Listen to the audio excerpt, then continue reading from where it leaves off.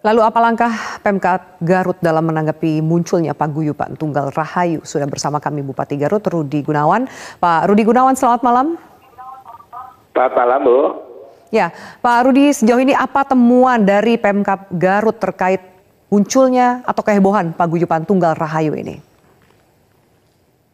Tentu kami langsung melakukan langkah-langkah konkret di dalam rangka untuk menyetop supaya paguyuban ini tidak terus melakukan kegiatan atau aktivitasnya. Pertama, ketika saya menerima laporan dari Kakes Bangpol Kabupaten Garut, saya pada saat itu meminta supaya segera diambil langkah-langkah dengan penegakan hukum. Jadi saya juga menganggap bahwa ini adalah perbuatan dari orang yang harus diperiksa kejiwaannya di dokter spesialis kejiwaan. Karena apa yang dilakukan oleh paguyuban ini sangatlah irasional. Di antaranya bukan saja dia menggunakan lambang negara yang dilindungi oleh undang-undang dengan menggunakan Garuda Pancasila yang oleh mereka dilakukan modifikasi. Dan juga adalah tindakan-tindakan yang dilakukan oleh mereka, misalnya mengedarkan dan juga mencetak uang. Ini sesuatu yang irasional bisa dilakukan. Jadi penegakan yang saya perintahkan kepada Kakes Bangpol itu segera melakukan rapat dengan pendekatan penegakan hukum dan lakukan pencegahan supaya aktivitasnya dihentikan. Dan ini sudah mendapatkan respon baik dari Pak Kapolres. Pak Kapolres sendiri sudah langsung turun melakukan penyelidikan. Dalam 1-2 hari ini kita sudah bisa menyimpulkan tentang dugaan adanya tindak pidana dari paguyuban Tunggal Rahayu ini. Baik, Pak Rudi, selain dugaan menyimpang seperti mengubah lambang negara Garuda Pancasila dengan menghadap wajah ke depan lalu mencetak uang sendiri, adakah penyimpangan lain yang Anda temukan?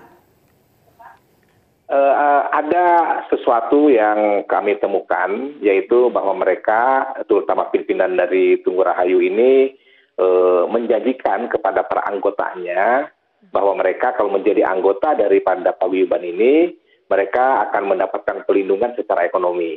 Kalau mereka punya utang, utangnya akan dibayar, dan kalau mereka punya kesulitan-kesulitan tentang usaha juga akan dicarikan solusinya.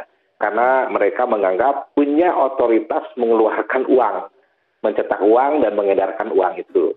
Ini sesuatu yang saya kira ada unsur-unsur penipuan yang dilakukan oleh pimpinan ini yang nama aslinya adalah Sutarman. Selain daripada itu, dia juga mengaku sebagai Profesor Dr. Insinyur Sutarman. Dan ini juga sesuatu yang tidak benar, penggunaan gelar yang demikian itu. Karena pada hakikatnya yang bersangkutan sehari-hari adalah kegiatannya sebagai orang yang tidak mempunyai pekerjaan yang tetap dengan profesi yang tetap. Pak Rudi, meskipun Anda katakan bahwa ini irasional, namun di Tenggarai sudah memiliki anggota yang mencapai ribuan orang, bahkan sampai ke Majalengka. Bagaimana mereka mengajak atau merekrut anggota mereka sendiri? Setelah kita teliti di daerah, itu daerah Caringin dan di daerah Cisewu ya, Garut ini punya 2 kecamatan, di 2 kecamatan itu pendukungnya sangat sedikit ya. Tidak ada, malahan membuat masyarakat sekitar juga merasa bahwa ini mengganggu keamanan dan ketertiban lingkungannya. Dengan banyak orang yang datang ke tempat itu ya, ke tempat di mana Sutarman ini ada, itu mengganggu yang lain sehingga mereka sebenarnya sudah meminta supaya dilakukan penelitian terhadap paguyuban ini. Dan tentu ini juga menjadi keprihatinan kita karena dalih dengan adanya iming-iming dari sisi ekonomi, justru banyak yang tertarik ya. Seperti itu. Jadi iming-iming inilah yang harus kita selidiki dan tentu dalam waktu singkat ini penyelidikan yang dilakukan oleh kawan-kawan dari Kepolisian Polres Garut ini akan menguak motivasi yang bersangkutan.